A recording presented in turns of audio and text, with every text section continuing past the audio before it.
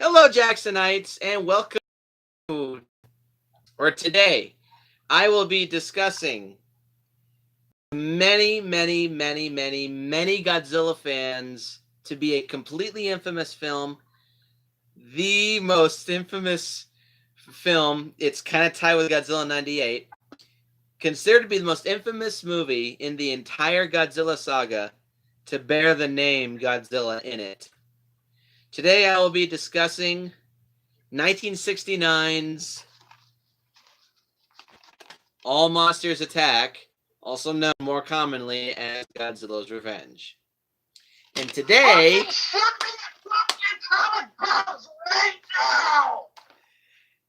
joining me today is the lovely, beautiful voice of the completely excited and completely happy to do this because I don't owe him in any way in debt.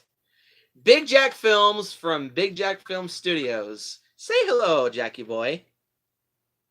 Godzilla may not get his revenge, but I'll get my fucking revenge, I swear to Christ. Fuck this movie! Fuck this movie! So as you can tell, we're kind of going with a more conflicting persona here. He's going to be the typical rage vomiting internet asshole when it comes to most Godzilla fans reviewing this movie. Whereas me, I'm going to be the more neutral one. I throw my Ray Charles Pepsi at you. And Silver the Hedgehog says hi. Hi! Please save me! Nope. So, you'll throw a Diet Pepsi at me and destroy your webcam. Are you really willing to do that? Because you don't want to review this. Instead of talking about Godzilla's Revenge? Fuck yeah! I don't think so. This movie sucks! But yeah, I'll be the more neutral one because I don't hate this movie. I don't like it. He says, hi, Jack, and I... Huh? It's a piece of shit that should have been... You know what? You know what? I'm going to say it right now. Fuck Minya. Minya should have been goddamn aborted and smashed in that fucking egg. Because look what two of the worst goddamn Godzilla... Fuck! I hate this movie. I hate this fucking movie. So, Jackie boy, what's your history with Godzilla's Revenge? Oh, okay. You want to throw down, bro? Okay, I'll tell you right the fuck now. My story with Godzilla's fucking Revenge. The title's a fucking lie. So, I grew up watching some Godzilla stuff and saw the 98 movie. Actually, fuck, I'd rather watch the 98 movie because, and I'll say it right now, that's an actual Godzilla movie compared to this piece of shit. There, I fucking said it. So, I honestly wanted to dig more into the lore of Godzilla. And, in doing so, I one time went to my local video store and bought two of my first Godzilla movies on VHS. I bought the original, Godzilla, King of the Monsters. And then, looking at the cover, it looked interesting. Godzilla's Revenge. No doubt thanks to watching an episode of Rugrats where Chucky filed a complaint and they had a trailer for Hang on. Godzilla's Revenge. Hang on. JT is Reborn. Hello, Sean. JT is Reborn says Godzilla's Revenge is the greatest movie ever made. I agree with that. No movie is as good as Godzilla's Revenge. You're officially on my FBI watch list, man. Don't know. No. Okay. So, my point. I bought Godzilla's Revenge on VHS because I remember there was a Rugrats episode that had Chucky filed a complaint about fucking Reptar eating some poor little boy cereal, and then they showed a trailer for the movie with the same goddamn title, Reptar's Revenge. And saying that shit, I thought it was actually going to get Godzilla's Revenge as he destroys fucking Tokyo. What did I get instead? Godzilla says I have to learn to fight my own battles, you know. A horribly contrived, mess of an edited piece of shit clip show. This isn't even a It's the Godzilla clip show. And honestly, one of my worst movie cliches and television cliches. I fucking hate clip shows because they are the biggest form of laziness to pad out a runtime. Bottom line, that was money I never got back. I still have the VHS. Fuck this movie! Fuck that! JT is Reborn says the ending reminds me of Home Alone when Ichiro fights off the two robbers. Yeah, I can see the similarities. Home Alone 4, 5, and 6. There's 6 Home Alone movies? Yes. I think there is. But I'd rather watch the last two installments, and those are fucking terrible. How the fuck did they get Malcolm McDowell in one of them, for Christ's sakes? Because Malcolm McDowell's funny. Oh, JT is Reborn says there's only 5. Well, whatever. I'd rather watch those than this piece of shit. I liked Home Alone 4. Value to them. I liked Home Alone 4. It was funny. I'll just stick to 1 and 2. 5 is the holiday heist, apparently. So my history with Godzilla's Revenge, it's a little convoluted, admittedly. It's a little convoluted. But my history with Godzilla's Revenge, the first time I ever saw like a clip of this movie was I used to have Mothra vs. Godzilla on a VHS tape, a really old VHS tape. And this was it was the one that had the cartoonish artwork made for its cover. It showed Godzilla rising out of the ocean and blasting his atomic ray at Mothra, and his atomic ray essentially just kind of ripping through her body and blowing out the back of her body. And I watched that movie, and it was like a post-credits sequence, because you know how sometimes VHSs, they'll have trailers for other movies after the credits? Yeah. I think my Godzilla King of the Monsters VHS had that. And the one that I had, I'm sorry your dad's in the hospital, Hedgehog. I hope he's doing all right. I hope my rage for this piece of shit movie can help you, man, because that sucks. So I remembered seeing the trailer for this movie, and what really, really stuck out to me was seeing a talking face that had creepy moving eyes say the infamous words, "Godzilla says that I had to learn my own battles, you know." And that always...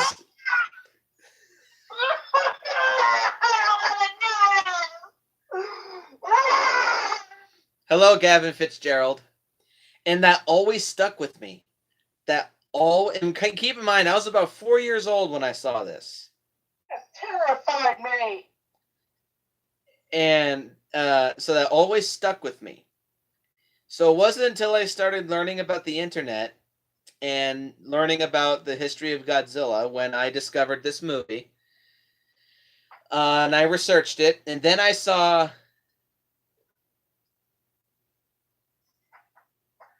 Does Jack have Snapchat or Hangouts because I just want to talk to him and I just want someone to talk to because I'm sad? I don't know. Do you have Snapchat? Not at the moment, but I do have Twitter and Facebook if you want to come find me. Well, then there you go. He's pretty easy to find. Anyway, oh yeah, then I saw James Rolfe's review of not Destroy Monsters, Godzilla's Revenge, and that's when I started admittedly getting a little curious. And it wasn't until that fateful day my birthday came around when I was in 5th grade. And my stepmom got me the classic media collection of all these Godzilla movies. And guess what the first one of that collection was that I watched? It was Godzilla's Revenge. You poor soul. And you know what? I liked it. You just gave me cancer. Thank you. No, I didn't. I liked it at first. At first. Thank you. Thank you. And then I got older. And I loved it as I got older. You know what? Forgive my language. No. I'm just gonna say this shit because this movie pisses me off. This movie's fucking terrible. It is. It is. Oh, It's okay. a complete piece of garbage. No, because most Godzilla fans like there's some fans that like the original because they're lazy kind of fans. There's some fans who like 85 because they're Heisei Godzilla fans. Godzilla's Revenge is for the retarded Godzilla fans. No, I wouldn't really say that, but it stinks. It does. It stinks like shit I just took. It stinks like, to quote James Rolfe, the wet core of a smelly dog turd. It stinks. And we're gonna take a bite right in. It stinks. Like, I don't know. I can't think of words. This movie pisses me off so much. I'm gonna let you take the floor in terms of the plot. Yeah, it's fine. But before I get into the plot, I just want to give a disclaimer. I don't hate this movie like so many other people do out there, because the general consensus is to just hate and hate and hate and hate and hate on this movie. When did this movie come out? 1969. Okay, shit. I was gonna say if it was 66, I'd be like, not explained it because it came out during the year of camp when you had Star Trek and Batman, and I'm surprised Lorenzo Simple Jr. didn't write this fucking script. JT is Reborn says Godzilla's Revenge helps kids in overcoming bullying, and then Gerard Osborne. No, listen, Reborn. Unfriended is a better anti-bullying movie than Godzilla's Revenge. Oh, and we've already talked about that. Reviewed it, and it's fucking terrible. And Gerard Osborne, hopefully I'm saying your name right, say, Nick Jackson, if Godzilla gets an anime television series, what do you think it should be like? I can't really elaborate on that right now, but I'll just say no human characters whatsoever. If there's high school girls, big titties and ass, I'll fucking watch it. And then JT is Reborn says 69. Ha ha ha. I already made that analogy. So we could fucking 69 itself. But yeah, the general consensus is to just hate and viciously hate on this movie. And while I can't say that it's a good film, I can't. I never will say that it's a good movie. And it is a bad movie. It is a very bad movie. I don't hate it because I understand why it was made. And I'll get into that momentarily. So the plot... There's a reason why this was made? There was a reason why this was made? You probably don't know this, Jack, but let's get into the plot. So, Ichiro Miki, played by... Hang on. What do you think of a crossover between Godzilla and Neon Genesis Evangelion if it happens? Fuck yes! No. I'm not a Neon Genesis Evangelion fan, so if that happened, I really wouldn't like. I only watch it for Godzilla.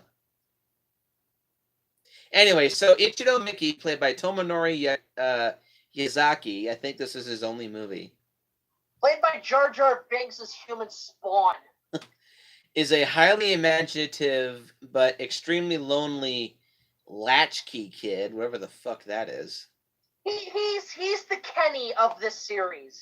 Okay. A latchkey kid is a child who returns from school to an empty home, or a child who is often left at home with little parental supervision because their parent or parents are always away at work. He's a lonely latchkey kid who grows up in an urban Kawasaki, and at that time it was heavily polluted.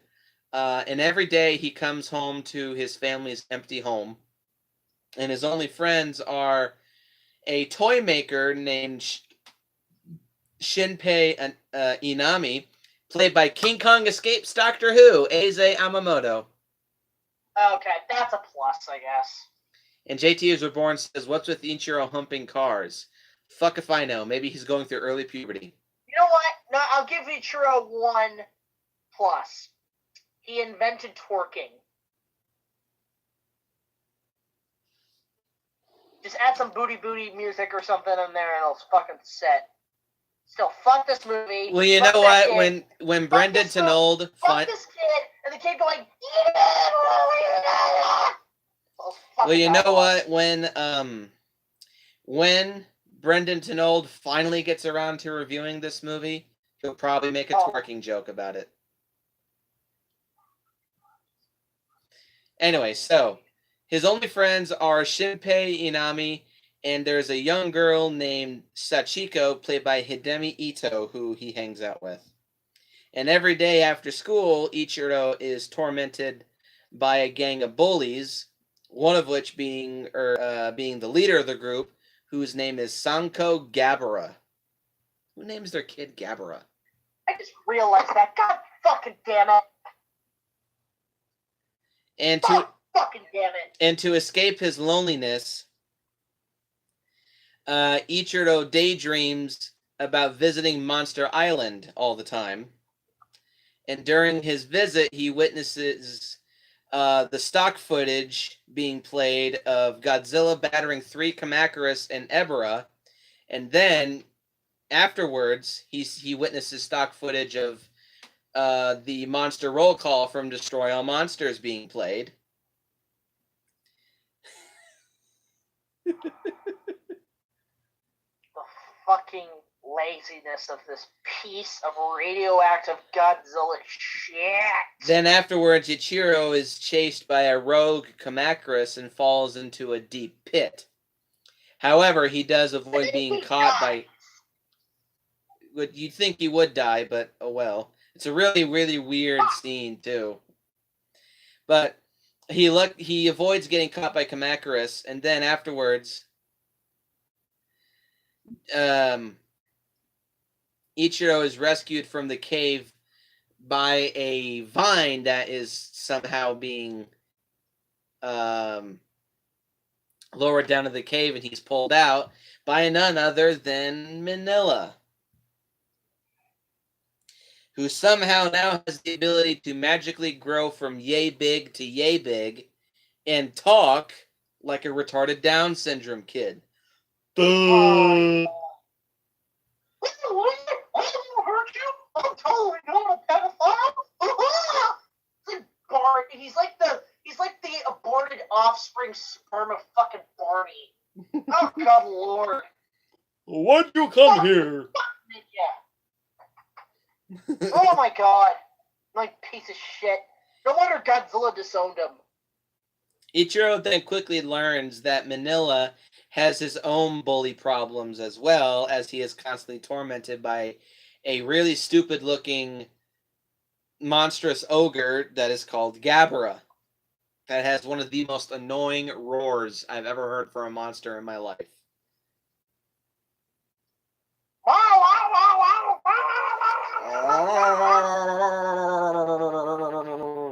It sounds like Godzilla gurgling cock. Ichiro is then awoken by the toy maker Shinpei, who informs him that, yet again, his mother must work late. So then Ichiro goes out to play for a little bit, but he's frightened away by the bullies, and he finds and explores some kind of abandoned factory. And after finding some souvenirs, being vacuum pipes, a headset, and a wallet with somebody's license in it, Ichiro leaves the factory after hearing some police sirens close by. And after Ichiro leaves, 2 bank robbers, played by Sachio Sakai and Kazuo Suzuki. Why are these all car names? Next thing you know, somebody's going to come around and say, "Hello, my name is Toyota." And this right here is Nissan. Ford. That too. And these 2 are hiding out in the factory to avoid the cops, obviously. And Ichiro has found one of their driver's licenses, and they follow Ichiro to his home in order to kidnap him, of course. Cue the clip from Street Fighter the movie. Of course. Anyway, so later after his sukiyaki dinner with Shinpei, I'm guessing that's the name of the food JT is reborn. Ichiro dreams again and reunites with Manila, and together they watch stock footage of Godzilla fighting Ebra, Kumonga, and some invading jets. And then as the Godzilla versus Sea Monster. Yes. Which is actually a better fucking movie. And then as the stock footage ends, Gabra shows up, and Manila decides to grow from yay big to yay big and fight, quote unquote, Gabra, and in the process he gets his ass utterly kicked after a very short and extremely one-sided battle. Minya then runs away in fear, and then after a little more stock footage, Godzilla returns to once again train Manila how to fight and use his own atomic ray, which is a near shot-for-shot remake of a scene that happened in Godzilla or Son of Godzilla, excuse me. Yeah. So after this, did I mention I hate this fucking movie? Ichiro is woken up by the bank robbers, and he is taken hostage as a means of protection from the authorities. And out of fear and being watched by the thieves, Ichiro calls for Manila's help again, and he once again, God, does he have fucking medication or something? Or maybe he just has genetic narcolepsy. He falls asleep again, where he witnesses Manila getting his ass kicked by Gabra again. Then finally, Ichiro decides to help Manila fight back at Gabara, and finally, Manila wins. And admittedly, it's kind of an amusing scene, watching Manila jump from a cliff and grow from yay big to yay big and land on a big log that catapults Gabara and sends him flying head over heels. Godzilla shows up,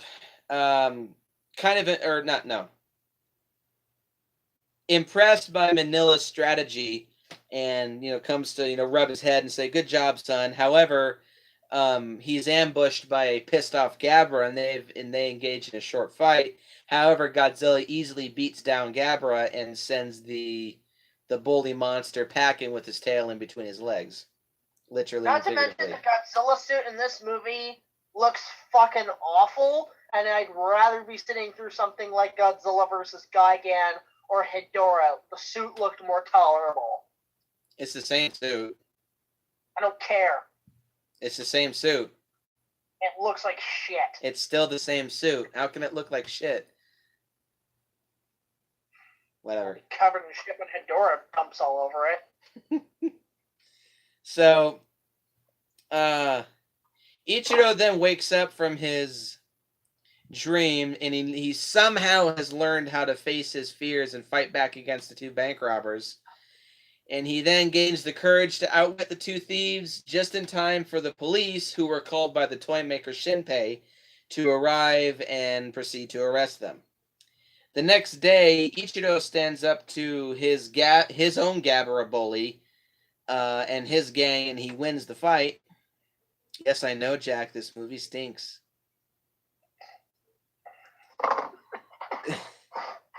See, I have to go into the chats now to explain how bad this movie is. He regains his pride and confidence in the process of beating the shit out of these bullies, and also nearly killing a man who is just doing his job by Godzilla and Sailor Moon crossover. That'd be terrible. Actually, that would be kind of interesting. Written right. None of that fucking weird crossover hentai shit. And thus ending the movie with Ichiro gaining the friendship of his bullies. And actually, I kind of feel like I get the more vibe of he's kind of initiated into this gang and he becomes more of a bad kid. But that's just me. Maybe he grows up to be like Dr. Mifune or something. I don't know. And that ends the film. So, yeah, how about this plot? Say it with me, Jack. 1, 2, 3. It's stupid.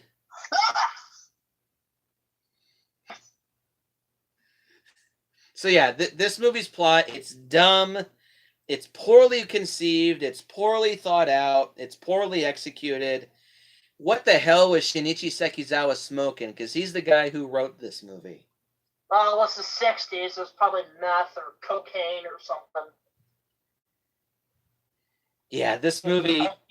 I hate this fucking movie so goddamn much. So yeah, this movie... It's so viciously hated on in the Godzilla community. It's a bad movie. Here, let me put it like this. I'll wait for my final thoughts. Yeah, it's a bad movie. It's so viciously hated upon. It's so viciously lashed out at as saying it's the absolute worst Godzilla movie ever made. While I still personally think that's Godzilla vs. Mothra from 1992, I do agree that this is not one of the best installments of the series, to say the least. And there's a story... Well, here's the thing. Especially after an amazing finale to Destroy All Monsters. Especially, well, I mean, like, in terms of how big it got. And then they go to this little tiny kids movie. There's a story as to why this movie was made. And I'm not going to rehash a lot of stuff that I've said already because I said a lot of it for my Space Amoeba review. But at the time, the reason this movie was made was because Toho was in some financial distress. Now it's because of TV. Tsuburaya Productions, of course created by Eiji Tsuburaya, had basically become the bane of Toho's existence because they created Ultraman. And of course, Ultraman was a big success. There was a lot of imitation Ultraman knockoff shows. And TV was taking off in Japan at the time. And Toho never really got how to combat that. Okay. So they saw Godzilla as their big moneymaker, which to me that does make sense because if you have a franchise going on, you should invest into that, especially if it's successful, because that can be your moneymaker. Just with Godzilla's Revenge, they just did not execute it very well. Venom the Darkness is here. Hello, Venom. Can I get some of your power, please? Venom. Oh, please give us your toxicity and kill this piece of shit with your goddamn venom mouth. We are Venom.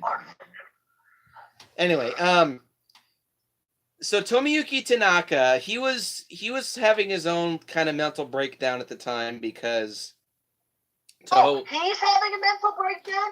I'm having a mental breakdown over this piece of fucking shit. So Toho was just kind of falling apart, and he just wasn't liking how the Japanese film industry was changing because of TV, and he just didn't know how to combat TV. So he looked at Godzilla and he said, "This is our moneymaker, so we have to invest more into this." Now, of course, at this time. Now, of course, at this time, for some reason, they never got around to doing that until like the mid to late 90s. But anyway, no, technically, if we're gonna put my nerd glasses on, it was Zone Fighter. Zone Fighter was 1973, but that got axed because they had a gas shortage. No, you didn't really miss much. JT is Reborn. So. By the way, JT is Reborn. Can you please look me up on Facebook so we can talk? Just to give a useless plug right here and now. Anyway, moving on. So, at this time also was when Eiji Tsuburaya was unfortunately nearing the end of his life. He was a chain-smoking diabetic who didn't really take care of himself. No. He's the Japanese Wilford Brimley. Hello, I'm here to tell you about diabetes. Tell you about our good friend Diabetes. Diabetes. No. You do your best imitation of that. I think you do it better than I do. Good morning. I'm Wilford Brimley, and I'm here to tell you about diabetes.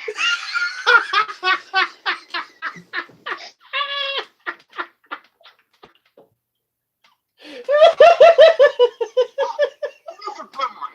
I'm here to tell you about diabetes.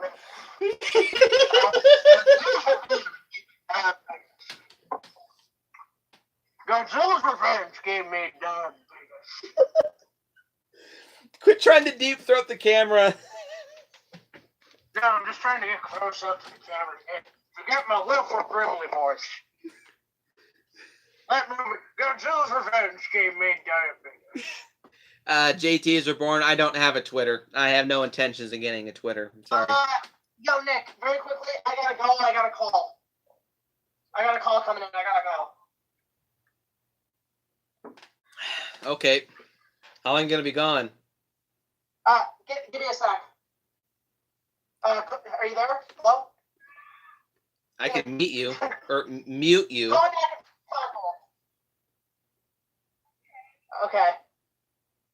Okay, I muted Jack. Okay, I gotta go, so I'm just gonna make this quick and simple. Godzilla's Revenge sucks. It is the worst Godzilla movie in my opinion. Granted, it's not the worst movie I've ever seen, but it's still pretty bad. Total score of like 1 out of 10. And what's the one good thing you can say about this movie? I don't mind Gabra. I don't mind him as a design, but overall he's stupid. All right, I gotta go.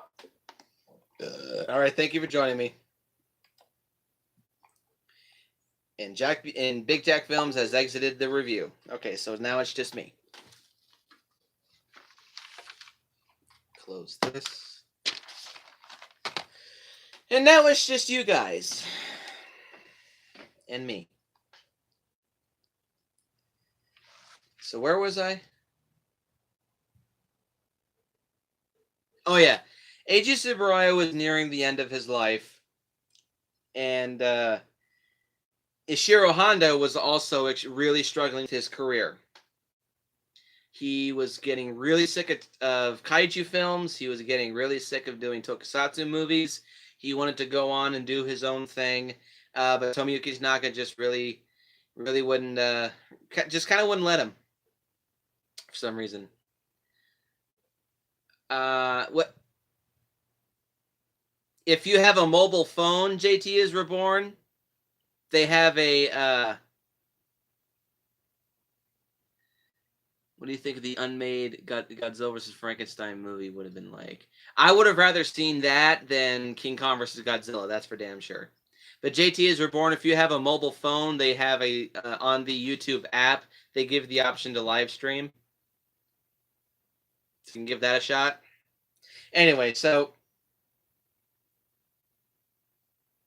one thing that I think really hurts this movie is due to the fact that Tomoyuki Tanaka essentially kind of strong-armed Ishiro Honda into doing the special effects.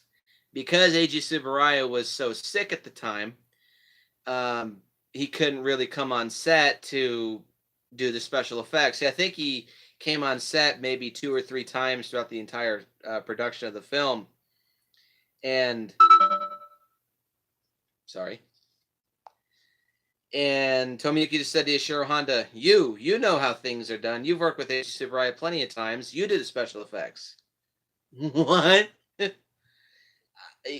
Just Tomoyuki Tanaka was just not in the right state of mind.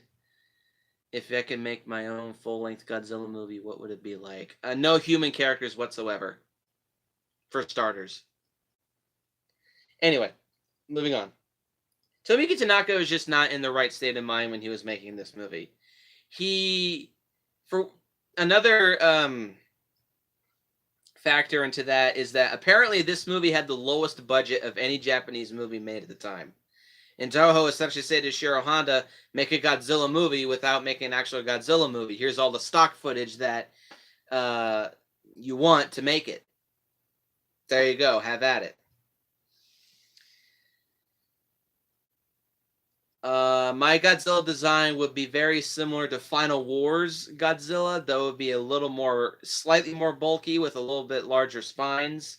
And my Godzilla design would be practically invincible. So, and can you tone it down with the questions, please? Because I would like to get this review done. I mean, I like taking your questions, but I'm doing a review here first. So, with all that said about the movie's backstory, it was essentially a prototype Gamera super monster. Though Granite Toho wasn't nearly in as much financial distress as Dai was in 1980, because Gamera Super Monster was a desperate attempt to make money so the Dai could save themselves, but that bit them in the ass because Gamera Super Monster, of course, was a complete and total financial failure, as it should have been. And I believe this movie was a pretty bad financial failure as well. Yet for some reason, Terror Mechagodzilla still remains to this day to be the lowest Godzilla movie ever made. Though I imagine this is a close second or third.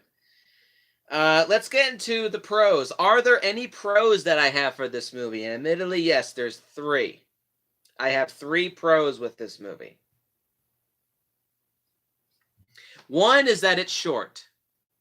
Oh, Munster Deacon is here. Hello. He's a new subscriber of mine, and he's probably the only British subscriber that I have. It's nice to have somebody who's British, because I love the British accent. But anyway, pro number 1 is that it's short. It's an hour and 9 minutes long. It's easy to sit through. Well, for me it is, because it's so short.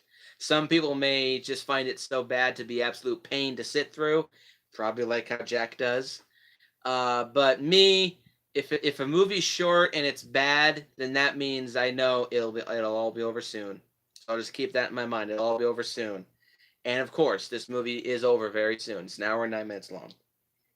Pro number 2 is that specifically for this copy of Godzilla's Revenge, it has a pretty good audio commentary on it that gives you some insight to the film. And the guy who does the audio commentary, he pulls some pretty good jokes. The guy's name is Richard Pusateri. Strange name, but he does a pretty decent audio commentary for the film. And it's really, really interesting to listen to. And pro number 3, and this is just for personal taste, this movie is so very much fun to make fun of. If you want to sit your friends down and just riff the living shit out of a bad movie and have fun doing it and laugh your asses off doing it, this movie is like prime rib material for doing that type of stuff. It's the cuisine of MST3K riffing. Everything else I have to say about the movie, it's all cons. The characters are annoying. All the characters are annoying. First Godzilla movie I ever saw, technically the first Godzilla movie I ever saw was Godzilla in 1998, but the first of the Japanese series was Godzilla 2000. But all the characters are annoying. Ichiro, of all the kid characters in the Godzilla franchise, he is the single most annoying character. Close second is the kid from Godzilla vs. Megalon, and the close third is the kid from Godzilla vs. Megaguirus. But Ichiro is the most annoying kid I have ever seen in a Godzilla movie. The only examples of kids that I can think of that are more annoying than Ichiro are any of the kids from any of the Gamera movies, including Gamera the Brave. Con number 2 is Minya.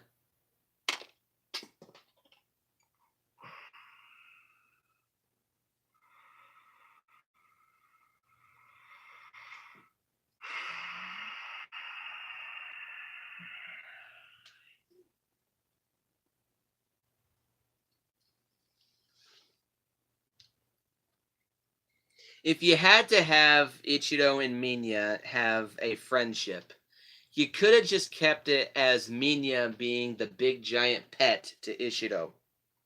That would have been fine. But to have him be able to shrink from yay big to yay big and giving him the ability to talk. Now, I'm actually not opposed to the idea of monsters talking, but only if they move their mouths to talk. That's where you lose me. If they're speaking telepathically, I can accept that because admittedly that does make sense. And there are some monsters that do that, like take Zegra from the Gamera series. I'm sure Mothra can probably speak telepathically. Where'd the cat go? Shit, I'll find it later.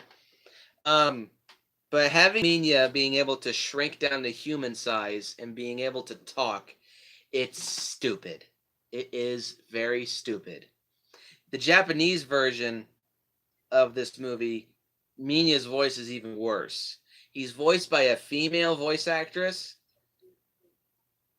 and it just sounds ridiculous. And then, of course, there's the infinitely more infamous version of the American cut that has Godzilla have the retarded Down syndrome child voice.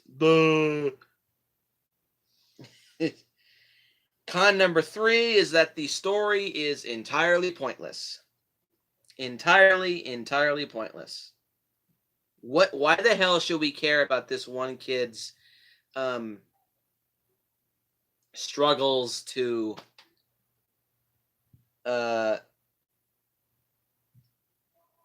fight back against his bullies and learn to deal with the fact that his parents just shouldn't have had kids if they're living in a ghetto? The story is pointless. It's utterly pointless. Con number, let's see, 1, 2, 3, 4 is the message of the film. Now, of course, Ishiro Honda does have an allegorical message for the film. Doesn't mean it's good, but he has a message in the movie. And it's essentially a big anti-bullying PSA, and it's a big message against the classic traditional Japanese family changing with modern times. And it's stupid. It feels very forced. It feels very shoehorned. It sticks out like a sore thumb, and it feels like it just feels out of place. And it's very poorly executed, and it's very stupid.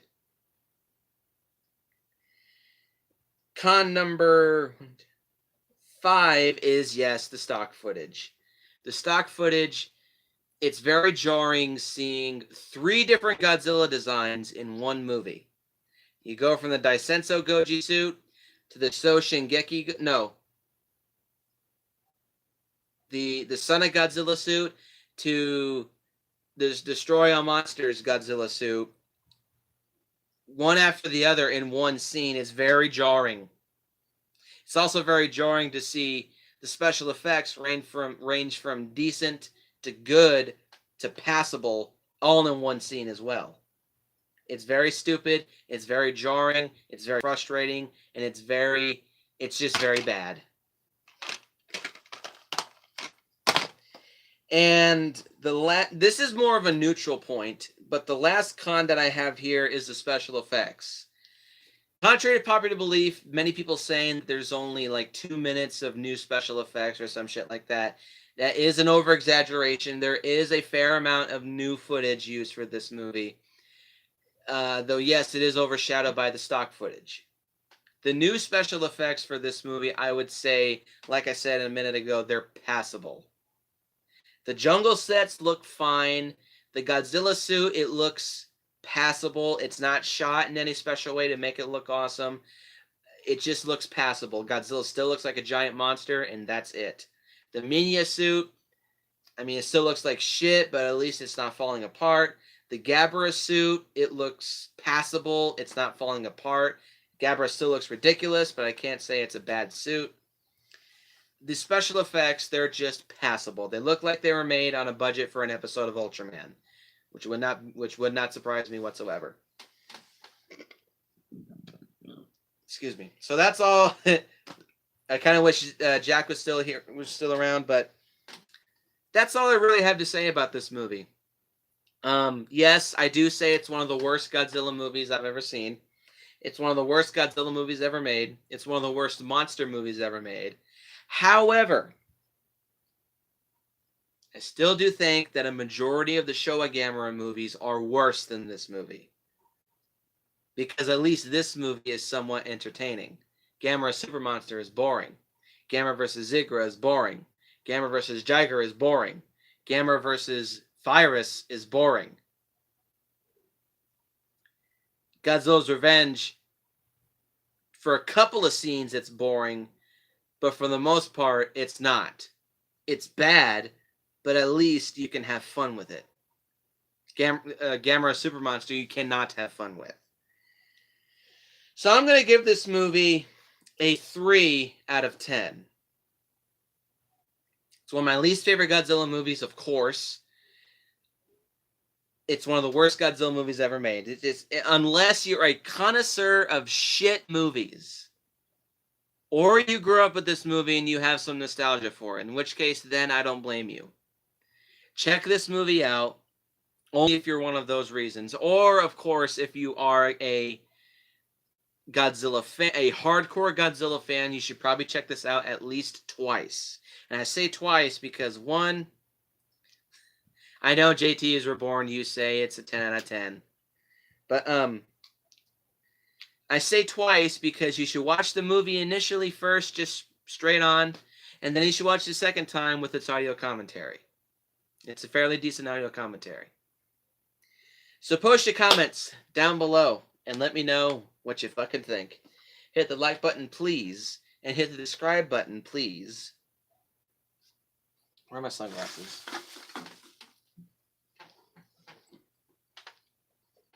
Ah, fuck it. Post your comments down below. Let me know what you think. Hit the like button, hit the subscribe button. Share this video with your friends. Look forward to the next video where I tackle a so much more vastly, infinitely superior film. One of my favorite monster movies of all time. One of my favorite Godzilla movies of all time. When I talk about 1971's... Bye, JT is Reborn. 1971's Godzilla vs. Ghidorah. And hopefully, I will have a guest for that. I'm not going to say who, but you'll be pleasantly surprised if I do have him. And of course, go out and take a nap and daydream about you being in a better fucking movie than Godzilla's Revenge. And I will see you guys in the next video. Bye.